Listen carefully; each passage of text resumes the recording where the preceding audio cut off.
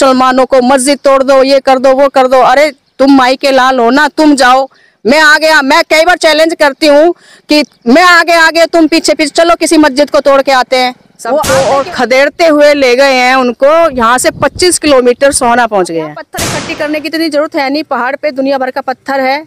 महिलाओं को और बच्चों को उन्होंने मंदिर में ही घेर लिया था, और यात्रा समापन होने के बाद जब वो श्रद्धालु अपने घर की तरफ वापसी कर रहे थे, तब इन पर हमला किया था। के साथ थोड़ी ही पुलिस थी। मेवात एसपी छुट्टी पर चला गया था। एक महिला मिली है, उनसे हम बात करेंगे कि उस दिन शोभा यात्रा के दिन क्या हुआ कि एक बार में इतना बड़ा दंगा हो गया। जो शोभा यात्रा में कुछ श्रद्धालु को पत्थर भी लगे, गोलियां बारूद भी चली, कुछ लोग बोल रहे हैं इस पहाड़ों से गोलियां चली, तो क्या सच्चाई है? जो सच्चाई है हम इनसे जानेंगे। क्या हुआ था उस दिन कि इतना बड़ा दंगा हो गया? उस दिन शोभा यात्रा के दिन, शोभा यात्रा वाले दिन, पिछले सोमवार को सबसे बड़ी बात तो मैं कहना चाहूँगी कि इसमें सरकार फेल है, सरकार की इंटेलिजेंस फेल है। जब शोभा यात्रा होनी है और कोई भी धार्मिक यात्रा होती है और सेंसिटिव एरिया होता है, तो वहाँ पर प्रशासन की तैनाती कई दिन पहले की जाती है, पल पल की खबर दी जाती है कि क्या एक्टिविटी उस एरिया में हो रही है। और मंदिर के पास एक मज़ार भी है। जो 28 शोभा यात्रा से 2-3 दिन पहले यहाँ पहाड़ी में एक झरना है, वो चौड़े आपको पत्थर दिखाई दे रहे हैं, एक बार दिखाओ।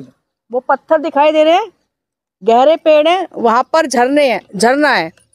उस झरने पर जो दूसरी पार्टी है जिन्होंने पाकिस्तानी नाम से यूट्यूब चैनल बना रखा है, वो काले कपड़े पहन, पाकिस्तानी नाम से यूट्यूब चैनल बना रखा है? जी बिल्कुल बना रखा है। फेसबुक आईडी सब कुछ पाकिस्तानी नाम से है और काफ़ी लंबे समय से चल रहा है।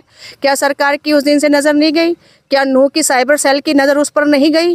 तो क्या ये तो सरकार और सबकी मिली भगत है कि जो हादसा मेवात में ये श्रद्धालुओं पर हुआ, ये सारी सोची समझी प्लानिंग के तहत हुआ। उन्होंने अब यहाँ पत्थर इकट्ठी करने की इतनी ज़रूरत है नहीं, पहाड़ पे दुनिया भर का पत्थर है। महिलाओं को और बच्चों को उन्होंने मंदिर में ही घेर लिया था, और यात्रा समापन होने के बाद जब वो श्रद्धालु अपने घर की तरफ वापसी कर रहे थे, तब इन पर हमला किया था। महिलाओं को घेर कर ये कह दिया था तुम एक तरफ हो जाओ, और फिर इन्होंने आपस में इनकी लड़ाई हुई है। वो असले से, बारूद से लैस थे, और जो पुलिस प्रशासन था वो यहाँ पर कोई मज़ार है उसकी सुरक्षा के लिए थी, और यात्रा के साथ थोड़ी ही पुलिस थी। मेवात एसपी छुट्टी पर चला गया था।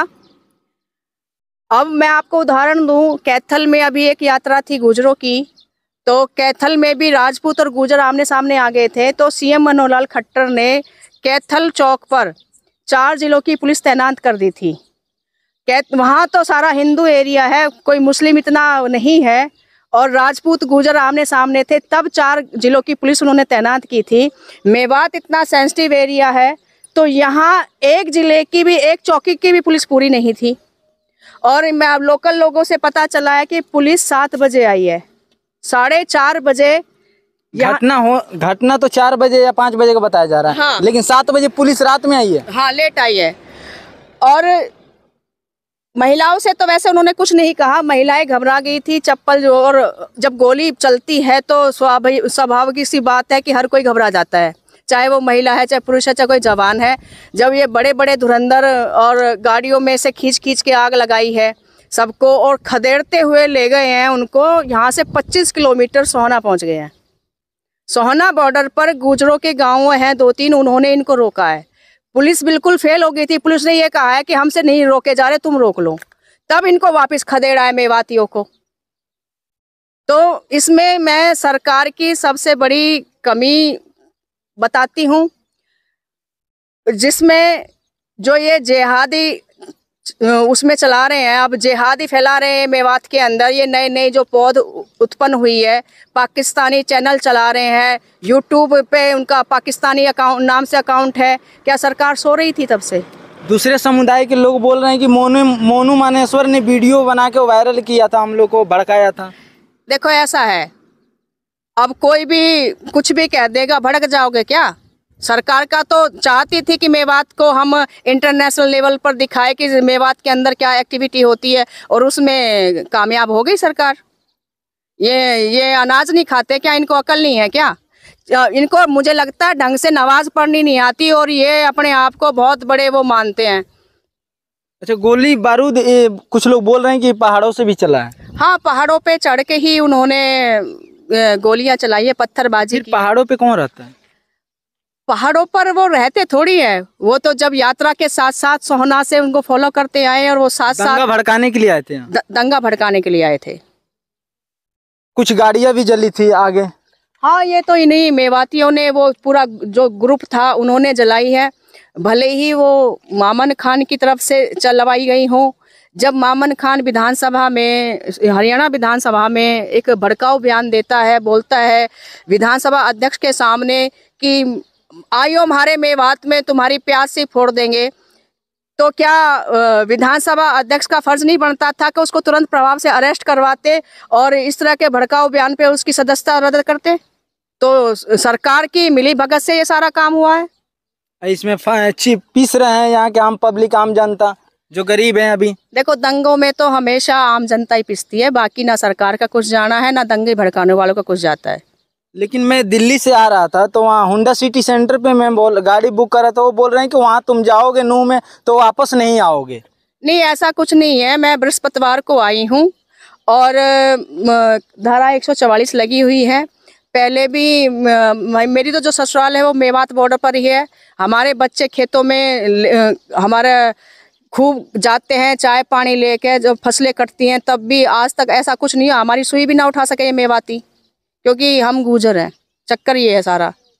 और पहली बार मेवातियों के हौसले बुलंद हुए हैं, वरना आज तक मेवात कभी भी इतना हावी नहीं हुआ। मेवात को लोग मिनी पाकिस्तान भी बोलते हैं, सच बात है क्या?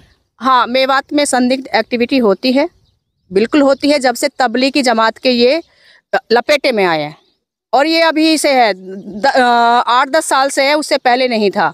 मुझे नहीं लगता कि हर मुसलमान पे, यहाँ के जो मुस्लिम है उनको नमाज भी पढ़नी आती होगी ढंग से। और जो हिंदू धर्म के रक्षक बनते हैं, मैं उनके लिए भी कहना चाहूँगी कि अगर तुम इतने ही हिंदू धर्म के रक्षक हो, तब तुम दिवाली पे, होली पे सफाई करते हो, तो तुम्हारे वो देवी देवता कौन से हिंदू धर्म के रक्षक हैं? यहाँ महिलाओं को गाड़ियां से खींची जा रही थी, मारी जा रही थी, कपड़ा खींचा जा रहा था, तो कहाँ थे जो बोल रहे थे हम हिंदू धर्म के रक्षा करने वाले हैं? देखो, ये मामला तो अभी संज्ञान में नहीं आया है, क्योंकि महिलाएं मंदिर के हिंदू धर्म के नाम पे अपना फेस वैल्यू बनाते हो। सिर्फ इनका ये एजेंडा चलाते हैं, बाकी धर्म के बस यही है। वो भी धर्म के ठेकेदार है, ये भी धर्म के ठेकेदार है। बाकी आम जनता को इन्होंने निचोड़ना है, उनको चक्की में पीसना है। बिल्कुल। और सुबह सुबह टेलीविजन खोलोगे, डिबेट चलेंगी, महात्मा साधु बैठे होते हैं, ये कर दो मुसलमानों को, मस्जिद तोड़ दो, ये कर दो, वो कर दो। अरे तुम माई के लाल हो ना, तुम जाओ, मैं आगे। मैं कई बार चैलेंज करती हूँ कि मैं आगे, तुम पीछे पीछे चलो, किसी मस्जिद को तोड़ के आते हैं। वो आते क्यों नहीं है? वो सिर्फ भड़काते हैं। और जिनके दिमाग कम होते हैं ना, जो बुद्धि कम होती है, और फिर वो भड़क जाते हैं, चाहे वो हिंदू है और चाहे ये पाकिस्तानी जैसे यूट्यूबर है। लेकिन अभी तो नूह में जितने भी हिंदू हैं डरे हुए हैं। मुझे तो नहीं लगता। अभी मैं जब बृहस्पतिवार को आई थी, मैं बहुत लोगों से मिल के गई हूँ, वाल्मीकि समाज से भी, जिन्होंने माता मंदिर बचाया है तोड़ने से, और जिसको ये मुंह फाड़ के कह देते हैं ना चमार।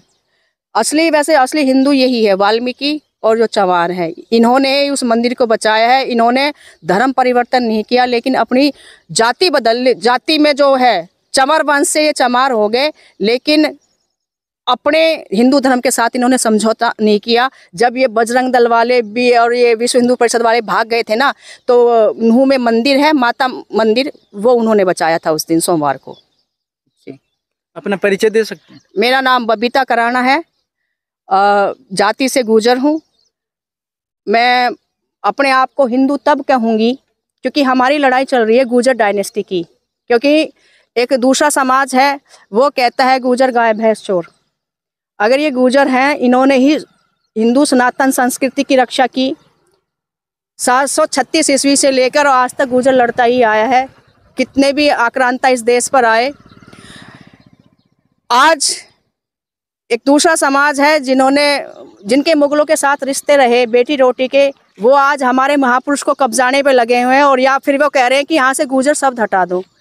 भाई गुर्जर चाहे वो स्थानवाचक है चाहे वो जातिवाचक है, एक डायनेस्टी है, आप उसको नहीं मिटा सकते। झिक के जोर लगा लो, सारे प्रमाण हमारे पास है। और मैं पूर्व में गुड़गांव की महिला मोर्चा की जिलाध्यक्ष रह चुकी हूँ बीजेपी की। बिल्कुल, यहाँ अभी नूह में थे और मंदिर के पास जो सच्चाई था इन्होंने बताया। आप देखते रहिए खबरी न्यूज़। अगर वीडियो अच्छा लगे तो शेयर कीजिए। जय हिंद।